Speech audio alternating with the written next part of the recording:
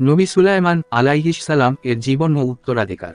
পরিচয়। নবী সুলাইমান আলাইহিস সালাম মানব ইতিহাসের অন্যতম মহান নবী ও রাজাদের মধ্যে একজন ছিলেন। তিনি নবী দাউদ আলাইহিস সালাম এর পুত্র ছিলেন এবং কেবল তার পিতার রাজত্বই নয়, বরং তার প্রজ্ঞা ও নবুয়তের দায়িত্ব ও উত্তরাধিকার সূত্রে পেয়েছিলেন। আল্লাহ তাকে বিশেষ অলৌকিক ক্ষমতা দান করেছিলেন, যার মধ্যে পশু পাখির ভাষা বোঝার ও তাদের সঙ্গে কথা বলার ক্ষমতা, জিনদের ওপর নিয়ন্ত্রণ এবং বাতাসকে বশীভূত করার শক্তি অন্তর্ভুক্ত ছিল। তার শাসন ছিল ন্যায়, সমৃদ্ধি ও এক বিশাল সাম্রাজ্যের প্রতীক। কুরআন ও হাদিসে নবী সুলাইমান আলাইহিস সালাম সম্পর্কে বহুবার উল্লেখ করা হয়েছে, যেখানে তার আল্লাহর প্রতি আনুগত্য, প্রজ্ঞা এবং তাকে দেওয়া দয়াব ও আশীর্বাদের কথা বর্ণনা করা হয়েছে। জন্ম ও শৈশবকাল। নবী সুলাইমান আলাইহিস সালাম ফিলিস্তিনের নবী দাউদ আলাইহিস সালাম এর পরিবারে জন্মগ্রহণ করেন। ছোটবেলা থেকেই তিনি প্রজ্ঞা, বিচক্ষণতা ও ন্যায়পরায়ণতার জন্য পরিচিত ছিলেন। তার পিতা নবী দাউদ আলাইহিস সালাম ছিলেন এক ন্যায়পরায়ণ রাজা ও নবী। কুরআনে একটি ঘটনার উল্লেখ আছে, যেখানে দুই ব্যক্তি নবী দাউদ আলাইহিস সালাম এর কাছে একটি বিরোধ নিয়ে আসেন। এক ব্যক্তির ভেড়াগুলি অপর ব্যক্তির ক্ষেতের মধ্যে প্রবেশ করে সেটি নষ্ট করে ফেলে।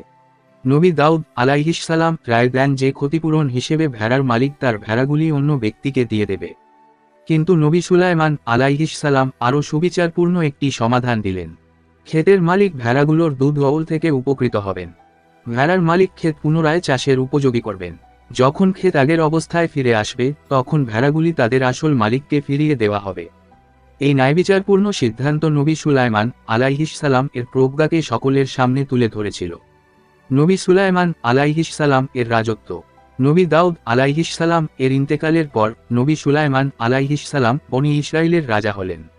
আল্লাহ তাকে বিশেষ জ্ঞান, প্রজ্ঞা এবং সৃষ্টির ওপর নিয়ন্ত্রণের ক্ষমতা দান করেছিলেন।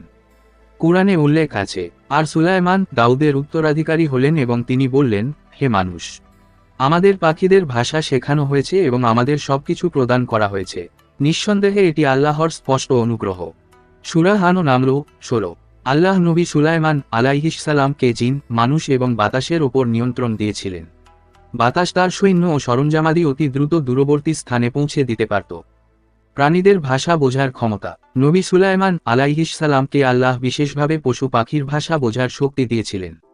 কুরআনে একটি ঘটনার উল্লেখ রয়েছে, যেখানে তিনি তার সেনাবাহিনী নিয়ে একটি উপত্যকা পার হচ্ছিলেন। তখন এক পিঁপড়ে তার সঙ্গীদের সতর্ক করে বলল, হে পিঁপড়েরা, তোমরা তোমাদের গর্তে প্রবেশ কর, যাতে সুলাইমান ও তার বাহিনী তোমাদের অজান্তে পদদলিত না করে ফেলে। সূরা আন নামল 18। এই কথা শুনে নবী সুলাইমান আলাইহিস সালাম হাসলেন এবং আল্লাহর শকর আদায় করলেন যে তিনি তাকে এমন জ্ঞান দান করেছেন। হুদহুদ পাখি ও সাবার রানী। নবী সুলাইমান আলাইহিস সালাম এর শাসনকালের অন্যতম প্রসিদ্ধ ঘটনা হল সাবার রানী বিলকিস এর ঘটনা। একদিন তিনি তার সেনাবাহিনী পর্যবেক্ষণ করছিলেন, তখন তিনি লক্ষ্য করলেন যে হুদহুদ পাখি, একটি বিশেষ পাখি, অনুপস্থিত। পরে যখন পাখিটি ফিরে এল, তখন সে একটি গুরুত্বপূর্ণ সংবাদ নিয়ে এল। আমি এমন কিছু দেখেছি যা আপনি জানেন না। আমি সাবার জনপদ দেখেছি, যেখানে একটি নারী শাসন করছে।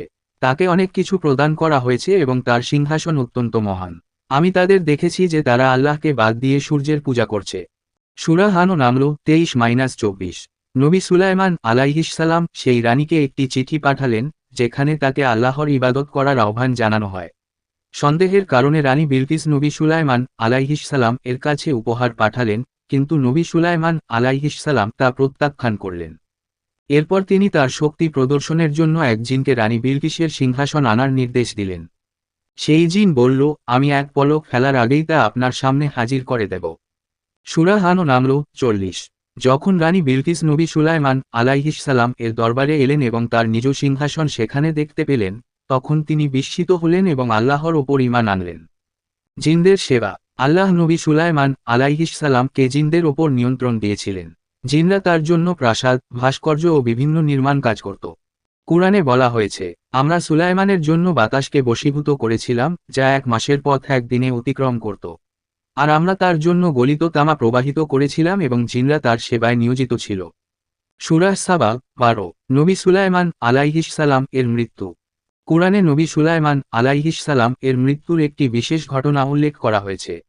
তিনি একদিন নামাজরত অবস্থায় ছিলেন, তখন আল্লাহ তার রূহ কবজ করলেন।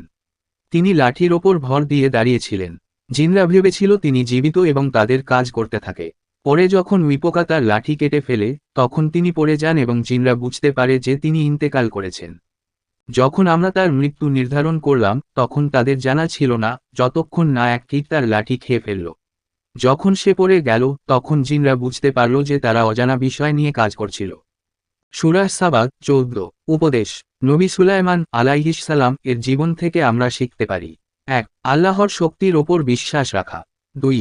ন্যায়বিচার ও দয়ালু হওয়া। ৩. বিনয়ী ও কৃতজ্ঞ থাকা। ৪. জ্ঞান ও প্রজ্ঞার সন্ধান করা। উপসংহার। নবী সুলাইমান আলাইহিস সালাম এর জীবন আল্লাহর শক্তি, ন্যায় ও ঈমানদারির এক উজ্জ্বল দৃষ্টান্ত। তার কাহিনী আমাদের শেখায় যে দুনিয়ার ক্ষমতা ক্ষণস্থায়ী, কিন্তু ঈমান ও আল্লাহর ইবাদতই প্রকৃত ধন।